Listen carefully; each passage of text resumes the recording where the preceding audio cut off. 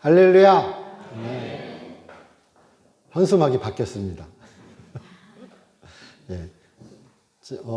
저희 글도 있죠? 성령이 오셨네. 예. 오늘이 오순절, 이제 성령 강림주일 또는 오순절, 이렇게 우리가 이야기합니다.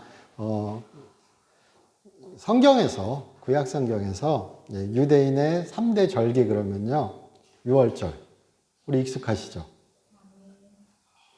익숙하다고 넘어가요. 6월절의 시작은 출애굽 시기에 하나님께서 유대 민족에게 말씀하십니다.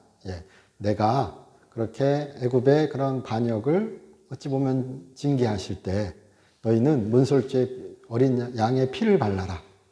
그럼 내가 넘어가겠다. 그렇게 말해서 우리 한자나 영어나 넘어가시겠다, 간과하시겠다 이런 의미로 패스오버 혹은 6월절 이렇게 표현합니다.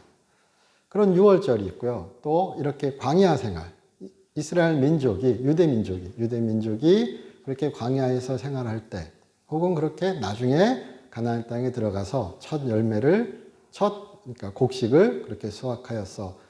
그 광야 생활을 기억하고 기념하고 하나님께서 같이 하셨던 것을 그렇게 그들이 이야기하는 초막절이란 절기가 있습니다. 가을, 우리 식으로 얘기하면 제일 뒤에. 그리고 그 중간이라 그래야 되나요? 6월 오순절이 있습니다. 오순절은 6월절 다음 날부터 시작해서 50일째 되는 날입니다. 그래서 오순절, 50일째 되는 날. 그러니까 유대 민족에게 우리의 한국 한민족이라 그래야 되나요? 요즘은 다민족 국가가 거의 돼가는 것 같기도 해서요. 한민족이란 건 좀 이제 좀 사라진 표현, 사라져가는 표현인 것 같긴 합니다. 그러니까 한국의 절기, 대표적인 절기 그러면 추석, 구정, 또 뭐 있나요? 없나 봅니다. 세 가지 나올 줄 알았는데 안 나오나요? 그러니까 그런 우리 민족의 절기 그렇게 얘기하잖아요. 그런 것처럼 6월절, 오순절, 초막절은 대표적인 유대 민족의 절기였고 하나님께서 말씀을 통하여서 그때는 모여서 그렇게 하나님을 찬양하고 감사하며 서로 하나님의 복을 나누기를 바라셨어요. 그런 절기가 그래서 그런 말을 또 달리할 때는요 순례절기라 그럽니다. 그러니까 유대 민족이 나라가 망하고 여러 곳에 퍼졌습니다. 그런데 이 세 절기는 기념하러 예루살렘으로 모이는 거예요. 우리가 추석이나 이럴 때 고향집 가시죠? 저는 안 간 지 오래됐습니다. 그렇게 대이동이 일어나고 그렇게 기념하는 절기가 이 세 절기였습니다. 왜 지금 제가 이 말씀을 드리나? 예수님께서 오시고 이 땅에 오시고 오순절은요 교회에 있어서 다른 의미로 특별한 날이 되었습니다. 예전에는 그러니까 구약 시대 그리고 예수님께서 오시기 전에 오순절은요 추수로 얘기하면 보리추수가 끝나고 밀추수가 시작되는 시기입니다. 6월절이 딱 보리추수가 시작되는 시기예요. 그래서 성경 보시다 보면요 오순절을 뭐 77절 77에 49 그러죠. 49일 지나서 50일째 77절 그 다음에 처음 열매를 따는 날 초실절 뭐 우리는 번역이 좀 우리 한국의 실정에 맞게 번역돼서 맥추절 원래 밀입니다. 맥주 그러잖아요. 이보다 더 쉬운 설명이 있나요? 그래서 맥추절이에요. 그러니까 오순절, 맥추절, 칠칠절, 초실절 다 이 한 표현입니다. 그런데 그건 주된 강조점은 50일째 되는 날이란 것이고요. 성경에서 특별하게 그것이 기념되는 이유는 유대 민족이 하나님께 율법을 받은 날이 또 오순절입니다. 시내산에서 그렇게 언약을 그렇게 받는 그 날이 그들이 애굽을 탈출하여서 50일째 되는 날이라고 유대 민족이 기념했어요. 그러니까 그런 여러 가지의 그들의 역사 가운데, 말씀 가운데 이미지들이 형성되어 있었던 겁니다. 그런데 예수님께서 승기하시고 부활하시고 제자들과 함께 하시고 말씀을 나누시고 그에 대해 말씀해 주시고 예수님께서 말씀을 하셔요. 마지막으로 성경에 기록된 말씀은 우리 1장 8절 보시면 됩니다. 같이 한번 읽어볼까요? 사도행전 1장 8절입니다. 오직 성령이 너희에게 임하시면 너희가 권능을 받고 예루살렘과 온 유대와 사마리아 땅끝까지 이르러 내 증인이 되리라 하시니라. 헌수막에도 있죠. 중요한 겁니다. 예수님이 사도행전상에서 마지막에 하신 말씀, 그리고 하늘로 승귀하셨습니다. 제자들에게 예수님은 그렇게 말씀하셨어요. 그렇게 아버지의 선물, 성령의 선물, 아버지의 약속하신 것을 기다리라. 그래서 우리가 흔히 말하는 사도행전 1장 13절에서 15절에 보시면은 120명의 성도들이 그렇게 예수님의 약속을 기다리며 확신하는 가운데, 소망하는 가운데 기도하였습니다. 그리고 오순절이 된 거예요. 오순절 시기가 되었는데 그러면 사방에서 유대 민족이 왔었겠죠. 그 시기에 성령께서 이 땅에 내려오신 겁니다. 그래서 교회에게 있어서 오순절은 그렇게 성령이 모든 사람에게 임한 날로 기억됩니다. 우리가 그냥 교회에 계시다 보면요, 오순절 때 오순절이 교회의 시작입니다. 그런 말도 종종 들으세요. 그렇죠? 아마 교회 오래 다니신 분들은 들으셨을걸요? 그런데 그전에도 교회는 있었습니다.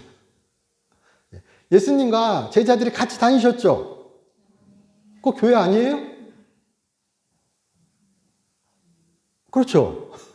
교회입니다. 그게 교회가 아니면 뭐가 교회예요? 그리스도의 몸인 교회. 그렇죠. 그러니까 우리가 오순절이 교회의 시작입니다. 그런 건요. 어떤 이론적인, 신학적인, 그리고 조금 더 그렇게 구분되는 표현일 따름이지 교회는 예전에도 있었고 이후에도 있었습니다. 그 전에 성령이 안 내려오셨어요? 안 계셨어요? 아니요. 창세기 1장 1절, 2절 보세요. 하나님의 영이 수면을 운행하느니라. 그렇죠? 그 전에 성령이 안 계셨나요? 이 땅에 안 내려오셨나요? 아닙니다. 다윗에게도 대표적인 못된 왕인 사울에게도 그리고 삼손에게도 다른 사사들에게도 엘리야나 엘리사나 하나님의 여러 선지자들에게도 예언자들에게도 하나님은 성령으로 임하셨습니다. 성령이 내려오셨습니다. 성령을 부어주셨었습니다. 그 전 사람들은 성령을 못 받았고 우리는 성령을 받아. 이러면 틀린 얘기죠. 그런데 하나님은 오순절을 어찌 보면 오순절 때 특별한 은혜를 허락하신 것이 무엇이냐? 하나님께서 예수님으로 말미암아 우리에게 그렇게 예수께서 부활의 첫 열매가 되시고 구원의 그런 증거가 되시고 그가 그렇게 승천하신 다음에 하나님께서 우리에게 새 언약이 시작되었음을, 새 언약이 이루어졌음을, 그리고 그렇게 예수 그리스도의 복음이 세상에 전파되기 위한 어떤 특별한 약속의 시대가 시작되었음을 말씀해 주시는 게 오순절입니다. 그 전에도 있었을 테고, 그러나 새로운 의미가 확 들어온 거죠. 그전엔 몰랐던, 혹은 그전엔 아니었던, 새로운 언약이 맺어졌음을, 그리고 그렇게 하나님께서 제자들이, 하나님의 백성들이 그렇게 구원의 복음을 전하기를, 증거하기를, 나타내기를, 살아내기를 바라시는 성령이 임하심이 모든 신자에게. 여기 우리 120명밖에 안 되잖아. 그런 것이 아니라요. 우리 보시면요. 오늘 우리 읽은 본문에도 나옵니다. 사도 베드로가 그런 120명의 문도에게, 성도에게 그렇게 성령의 임하심이 있고요. 그들이 막 방언으로 각 여러 나라의 언어로 하나님을 찬양하였습니다. 하나님의 큰 일에 대해 얘기했습니다. 그리고 사도 베드로가 요엘서의 말씀, 우리 이렇게 쓱 보시면요. 사도행전 2장 17절부터 요엘서 2장의 말씀을 인용하여서 사도 바울이, 사도 베드로가 이야기합니다. 하나님이 말씀하시기를 말세의 내용을 모든 육체에 부어주리니. 이 요엘서의 본문은요, 유대 민족에게 있어서 하나님의 나라가 시작됨을, 그러니까 그들이 말하는, 그들이 생각했던 하나님의 나라가 이 땅에 완전히 임해서 하나님의 진정한 통치가 일어나고 세상의 악이 무너져 버리고 하나님의 진정한 통치가 일어나고 회복되는 그런 어떤 마지막 날에 대한 그런 심상을 전한 성경 구절 중에 한 가지가 이 요엘서입니다. 그때는 그렇게 이런 일이 일어날 것이다. 이런 일이 된다. 이렇게 선지자 요엘을 통하여 하나님께서 말씀하셨던 거예요. 근데 베드로가 보아하니 성령께서 베드로에게 강력한 영감을 주셔서 알게 하신 거죠. 혹은 예수님께서 엠마오로 가는 두 제자에게 성경을 통하여 말씀하셨던 것처럼, 그리고 그들을 만나서 예수님께서 제자들에게 미리 가르쳐 주실 수도 있죠. 안 그런가요? 예수님께서 성경을 풀어 본인에 대해서 그가 오신 것에 대하여 성경의 여러 본문을 통하여 말씀해 주셨다고 성경은 분명히 기록합니다. 그러니까 이것은 베드로만의 생각이다. 이건 잘못된 생각일 수 있다는 거예요. 성령께서 임하셨고 베드로가 증거하게 하셨고 저는 믿습니다. 예수께서 가르쳐 주셨고 요한복음을 보면은 성령 하나님께서 무엇을 하시는가? 그의 가르침을 생각나게 하리라. 기억나게 하리라. 그리고 그렇게 증언하게 하리라 말씀하셨거든요. 그래서 그 현상을 보고 이것이 바로 예수님께서 그분께서 말씀하신 그 일이구나. 그리고 이것이 바로 그렇게 말세의 큰 사인이 되는구나. 그렇게 그는 증거했던 거죠. 근데 그때도 우리가 생각해 보시면 모든 육체, 남종과 여종에게 뭐 쭉 이런 표현들이 나오죠. 이것을 보면요. 신약의 시대와 구약의 시대에 여러 차이점들이 있지만요. 또 많이 비교되는 것 중에 한 가지가 그전에는 하나님께서 이렇게 뚝뚝뚝 뽑아 쓰셨습니다. 그리고 특별하게 그렇게 성령을 내리시는 경우가 더 많았어요. 그래서 우리가 엘리야나 엘리사나 이런 사람을 기억하죠.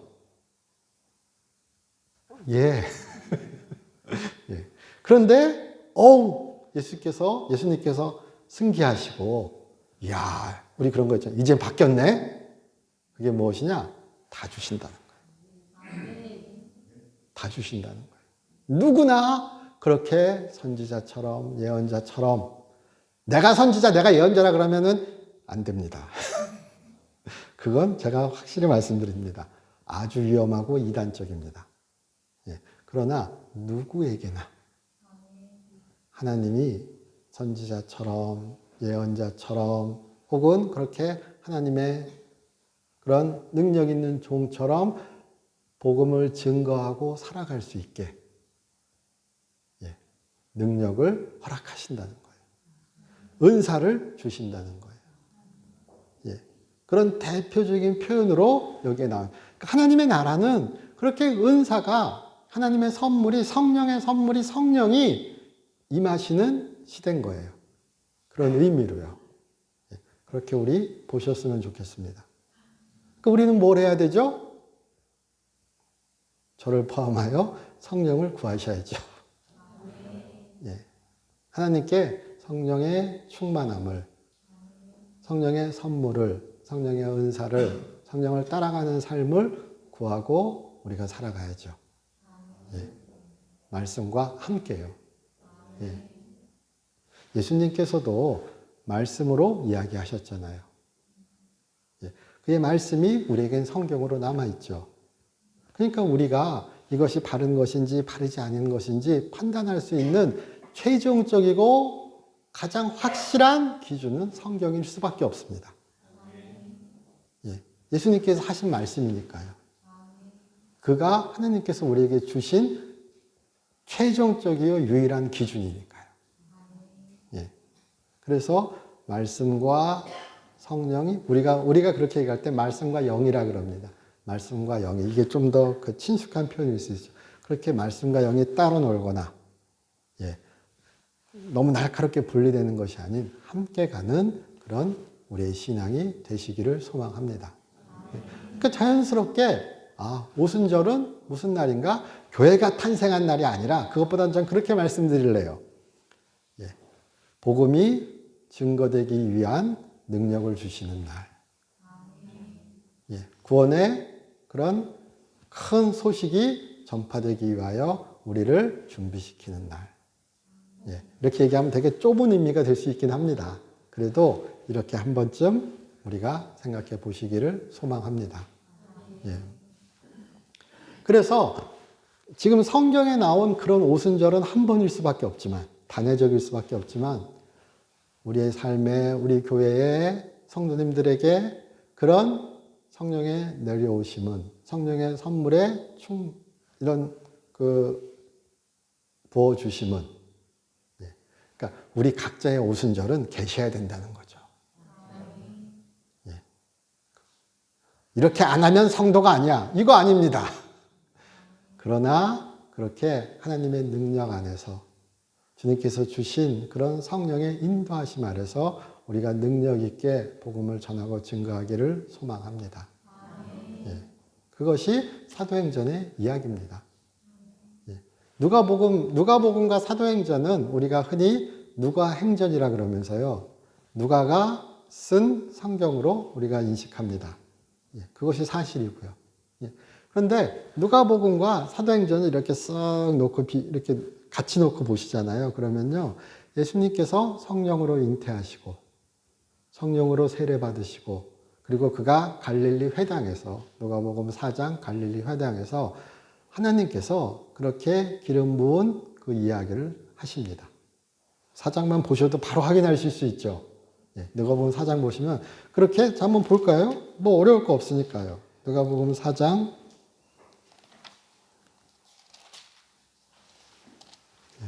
18절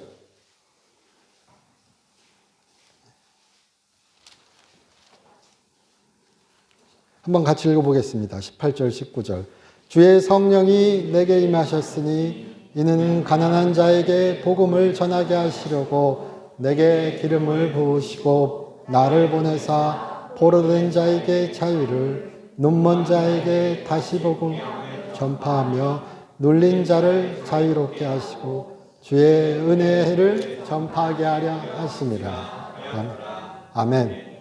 예수님께서 성경의 말씀을 들어 이사야서 말씀을 들어 이야기하십니다. 내가 왜 왔는가? 아버지께서 그 전에 선지자 이사야를 통하여 말씀하셨고 그 말씀이 지금 이 땅에 이루어졌다. 근데 기름을 부어 그렇게 하나님 나라의 역사를 하나님 나라 복음의 그런 모습을 보여주시고 구원이 이 땅에 이르렀음을 주의 은혜의 해가 있음을 선포하기 위해서 내가 왔다. 이렇게 말씀하신 겁니다. 그리고 예수님께서 우리의 죄를 대속하시고 그가 피 흘리시고 십자가에 죽으시고 부활하시고 승리하셨죠. 그 제자들에게 그 전에 계속 말씀하셨어요. 예, 내가 아버지께로 가야 성령이 내려오신다. 예, 너희를 내가 혼자 두지 않을 것이다. 예, 그리고 아버지의 약속한 것을 기다리라 말씀하셨어요. 그리고 성령이 내려오신 거죠. 성령께서 오신 거죠. 예. 그 얘기는 예수님도 기름 부음 받으시고 하나님 나라를 전파하셨고, 누가복음에서요. 사도행전에서도 제자들이 그렇게 성령으로 기름 부음 받고 구원의 복음을 증거하고 전파하는 거죠. 똑같은 구조입니다. 그러면 이렇게 됐으면 지금도 그렇죠. 이게 3단 논법일까요? 모르겠습니다. 3단 논법은 아니에요. 그러나 하나님의 성령은 예전부터 지금까지 역사하셨습니다. 예. 우리에게 잘 보일 때도 있고 잘 보이지 않을 때도 있었습니다. 예.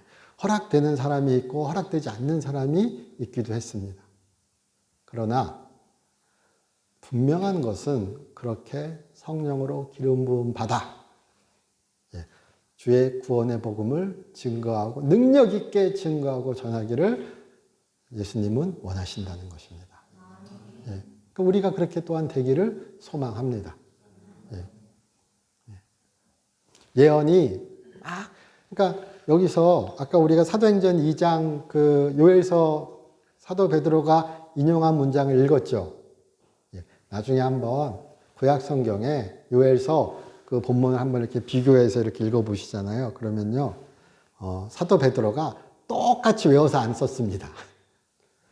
우리도 뭐 이렇게 누가 막 성경 막 인용하시다가 읽다가 저는 자주 그래요. 예. 좀 틀리게 인용하는 경우 있죠. 저는 틀린 거고 사도 베드로는 다른 겁니다. 이거 중요합니다. 사도 베드로는 다른 거고 저는 틀리게 인용하는 거죠. 예. 그럼 맞습니다. 예. 그런데 이 요엘서 이 사도행전의 요엘서에서도요. 70인역을 사도 베드로가 인용한 건데요. 예. 무슨 표현, 여러 표현이 빠지거나 더해지거나 그랬는데 대표적으로 중요한 것 중에 한 가지가 말세에. 우리 성경에도 이건 확인됩니다. 개역개정에는 이후에 이렇게 되어 있습니다. 그런데 아주 정확한 표현으로 사도 베드로는 말합니다. 지금이 말세다. 말세다. 그래서 말세 이렇게 하신다. 예. 말세는 저 뒤에 있는 것이 아니라 지금이다. 예. 그럼 말세 그럼 망하나? 이런 생각하시죠. 아니라고요. 예. 하나님의 회복이 온전히 이루어지는 날이 말세입니다. 우리에게. 예. 그런데 그렇게 얘기할 때요. 말세가 이미 시작하였다는 의미는요. 하나님의 능력이 시대를, 장소를, 시간을 초월하여 지금 꿰뚫고 온다는 얘기예요. 그래서 그것을 우리가 신학적으로 표현할 때 이미와 아직이라 그래요. 이미 예수님이 오셨어요. 이미 구원이 시작됐어요. 이미 하나님의 나라가 임했어요. 그러나 아직 완전히 이루어지지 않았어요. 그러면 이미와 아직 사이에 텅 빈 건가요? 아니고요. 하나님의 능력이 성령을 통하여 초월하여 역사하시는 거예요. 천국의 능력이, 구원의 능력이, 복음의 능력이, 하나님 나라의 능력이 그렇게 미리 역사하는 거예요. 이거를 좀 유식한 모습처럼 표현하면 이미와 아직. 그래서 우리는 이미와 아직의 세대에 살고 있습니다. 그런데 아무것도 없이 살고 있는 것이 아니라 성령 하나님과 함께 살고 있습니다. 하나님은 우리가 그렇게 성령과 함께 호흡하고 걸어가며 증거하며 구원을 나타내기를 원하십니다. 성공하는 것 이런 거 얘기 드리는 게 아니라 성령과 함께 하는 거예요. 그것이 사도 바울의 표현에 더 중점적으로 나오는 것은 성령의 열매 대표적으로요. 그리고 여기 그렇게 누가복음과 사도행전에 나타내는 의미는 그렇게 능력으로 주님의 기적을 나타내는 것. 복음이 증거되고 선포되는 것, 선교가 이루어지는 것, 이런 것들로 구분돼서 이해됩니다. 요한복음에는 하나님의 계시가 더 나타납니다. 그런 식으로 성경 각자의 책에 특징이 있습니다.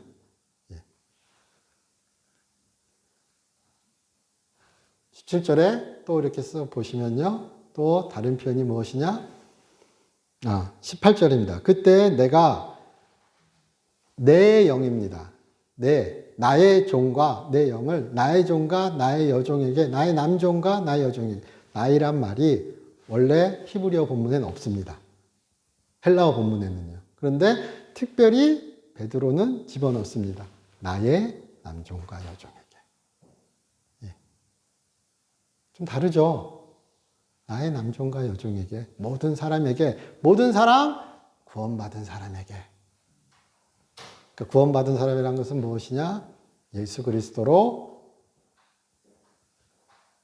의를, 칭의를 그렇게 허락받은 자에게. 예. 그렇게 구원으로 살고자 하는 자에게. 예. 이렇게 허락하시는 거예요. 뭐, 늙었든, 젊었든, 남자든, 여자든, 뭐 이런 거 다 상관없습니다. 예.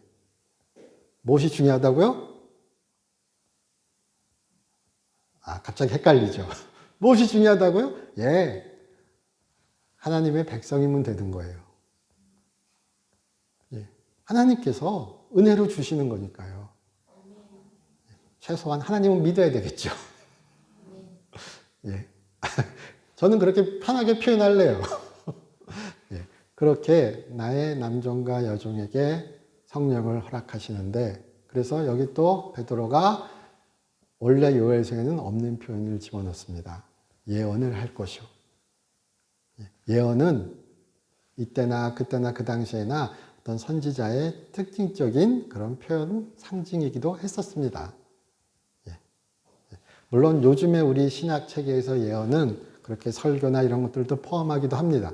그러나 여기서 말하는 예언은 조금 더 좁은 의미로서, 아마도 좁은 의미로서 그렇게 하나님의 성령이 가르쳐 주시는 그런 세상을 향한, 선지자들이 세상 유대 민족들에게, 왕들에게 얼마나 뭐라 그랬어요. 그렇죠? 너희 그렇게 살지 마라.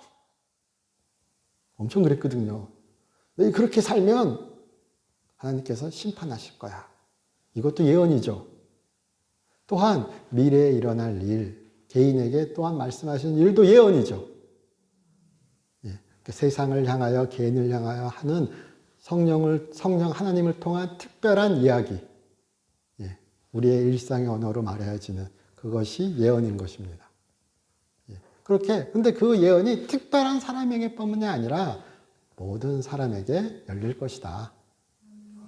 그러나 또한 중요시 얘기해야 될 것이, 사도 바울이 뭐라 그러는가? 우리는 반만 안다.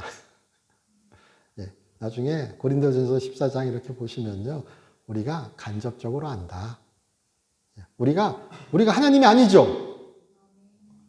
하나님께서 주옥같이 말씀해 주셔도 우리가 잘못 해석할 경우가 종종 있습니다. 예, 그래서 우리가 조심해야 하고 영적으로 깨어 있어야 하고 성경을 잘 알아야 합니다. 우리의 욕심이 앞서지 말아야 됩니다. 예, 그렇다고 예언은 없어 이러면 안 돼요. 그렇다고 또 예언은 무조건 맞아 이래도 위험해요. 이 말씀 드리는 거예요. 예, 우리 그런 말 하죠. 목욕물 버리다 애까지 버린다고요. 이러면 안 돼요. 그렇죠? 예, 막 목욕했더니 물이 이렇게 들어오니까 물 버려야죠. 예, 더러운 물은 버려야죠. 근데 그렇게 목욕물 버리려다가 애까지 버리면 큰 사고 나죠. 뭐가 잘못됐어요? 아, 그럼 하지 마! 예, 다 하지 마! 예, 그럼 안 되죠. 예. 그렇잖아요. 성령 받은 어떤 사람들이, 꽤 많은 사람들이 종종 사회적으로 지탄받기도 해요. 예, 그들이 욕심의 유혹에 넘어지고 무너지고 하나님의 그런 은혜를, 선물을 잘못 사용하여서. 그렇다고, 아, 저것들은 맨날 저래. 이러면 안 돼요. 예, 하나님께서 그렇게 복음을 위하여, 구원을 위하여 주신 선물이잖아요. 잘못 쓰는 놈들을 욕하셔야죠. 그렇죠? 그렇습니다. 예, 저는 그렇게 말씀드릴래요. 예, 그러니까 성령께서 이 땅에 오심을, 그리고 그렇게 하나님의 특별한 역사가 있음을, 이건 다 그런 이야기예요. 주로 사도행전의 이야기는요. 그렇게 하나님께서 우리 삶에 강력히 역사하심을 성령을 통하여, 예, 그 이야기가 또한 사도행전의 이야기입니다. 그렇게 되기를 소망합니다. 제가 전에 그 말씀 한번 드렸었죠. 예, 전 그 얘기 요번에도 또 기억나요. 아마 다음에 사도행전 할 때 또 할 것 같아요. 예. 섬립교회, 프로비던스 유나이트 메소디스틱 처치. 뭐 좀 된 것 같죠? 그냥 미국 사람 말이잖아요. 자, 섬립교회라고 번역하면 되겠죠. 1894년 노스캐롤라이나의 스완 커터라는 지역에 사람들이 그렇게 교회를 짓기로 이제 이야기가 다 됐습니다. 그래서 그들이 이제 교회를 지으려면 부지가 있어야죠. 그래서 막 기도하는 가운데 이렇게 찾아다녔는데 스완 커터 중심가에 멋진 자리가 있는 거예요. 마침 건물도 없고요. 그래서 그 땅 주인에게 가서 우리 교회를 지으려고 한다. 그래서 기부하세요. 이게 아니라 우리가 사겠습니다. 그런데 이 사람이 이 땅 주인이 싫었나 봐요. 더 주겠다 그래도 거절하였대요.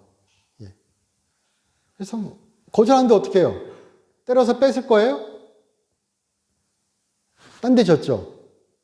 그래서 2년의 시간이 흐르고 2년의 시간, 그때 당시엔요, 교회 지을 때 미국 그런 역사 보면 그런 거 많아요. 벽돌 한 장 갖고 와가지고 같이 이렇게 놓고선 같이 교회, 한국도 그랬거든요. 진짜 자기 손으로 교회에 올리는 거예요. 그런 것처럼. 그렇게 져서 헌당 예배라 그러죠, 우리. 다 짓고 들어가서 드리잖아요. 그리고 3일 뒤에 홍수가 난 거예요. 이게 기억나시죠? 그래서 교회가, 물에 떠가지고 둥둥 이틀간 떠다니다가 사람들이 발견하고 그거 붙잡으려고 밧줄로 묶고 막 이랬는데도 풀어져가지고 떨어지다가 딱 팔락을 했던 그 자리에 3일째 되는 날 앉아버린 거예요. 노스캐롤라이나 혹시 가실 일이 계시면 가서 보세요. 아직도 있습니다. 예전 그 떠나놨던 교회, 새로 지은 교회도 있고요. 그래서 이름이 섬립교회입니다. 그리고 표지판에 붙여 있습니다. 하나님이 이사시켜준 교회. 땅 주인이 그 정도 되면 항복할 수밖에 없죠.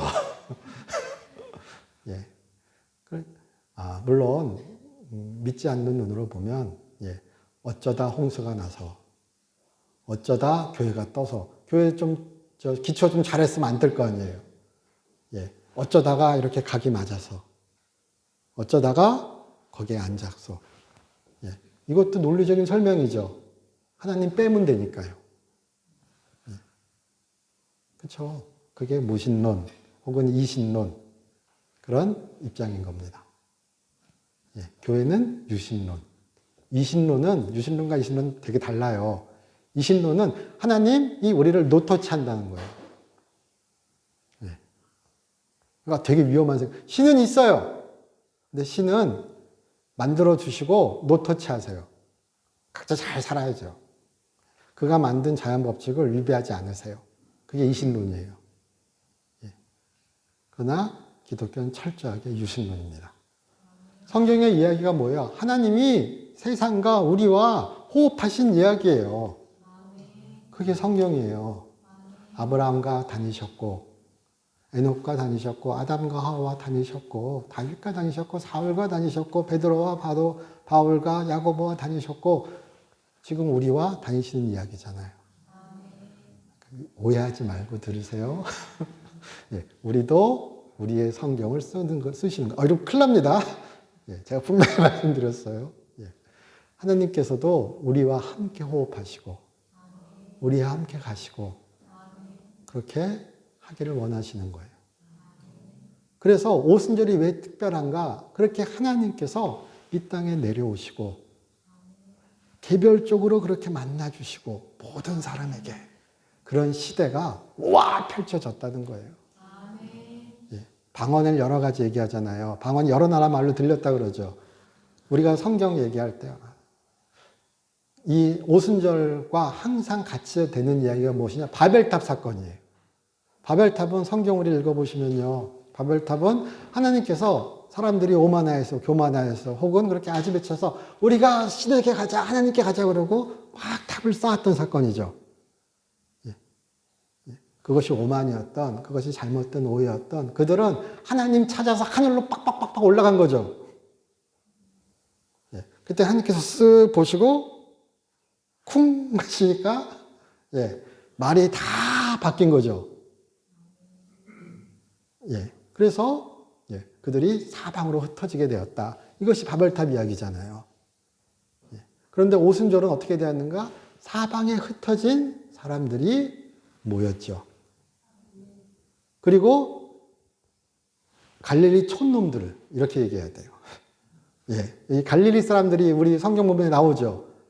우리가 여기 지금 갈릴리며 제가 가보지 않았지만 갈릴리는 특유의 사투리가 있대요. 저는 서울 사람이죠. 서울말 예쁘게 하겠죠. 예, 부산 분은 부산말 억시게 하겠죠.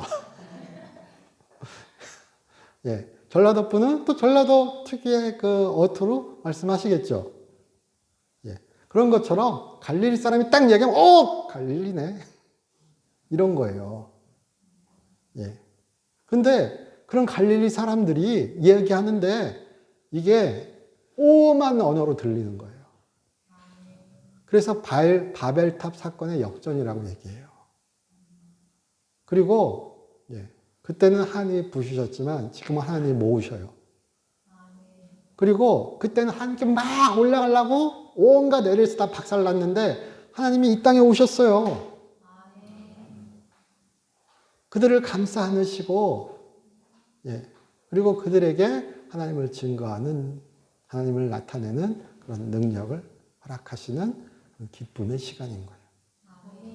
그게 오순절입니다. 그래서 우리에게도 오순절이 그런 의미 오순절이 그냥 계시기를 소망합니다. 그러니까 이날은 어떤 날이죠? 기쁜 날. 이렇게 표현할래요. 기쁜 날. 예, 성령이 오셨네. 예, 기쁜 날. 예, 그런 것처럼 우리에게도 그렇게 성령이 임하시고 주님의 능력에 힘입어 주를 증거하며 주를 나타내기를 소망합니다. 하나님이 우리 삶의 역사하심을 잊지 않으시길 바랍니다. 하나님은 우리를 통하여 복음을 증거하기를 원하십니다. 우리를 통하여 하나님은 역사하십니다. 그것이 아마도 사도행전의 이야기 아닐까 싶습니다. 예, 그런 삶 가운데 성령의 열매도 성령의 은사도 하나님께서 그렇게 은혜로 선물로서 주신다고 하나님은 이야기하십니다. 예, 저희 기도드리겠습니다. 하나님 저희 사랑하여 주심을 감사드립니다. 주님과 함께하는 우리 되게 하여 주시옵시고 주의 성령을 우리에게 허락하시어 우리 성령의 충만함으로 주를 증거하게 하여 주시옵소서. 주 예수 그리스도의 이름으로 기도드립니다.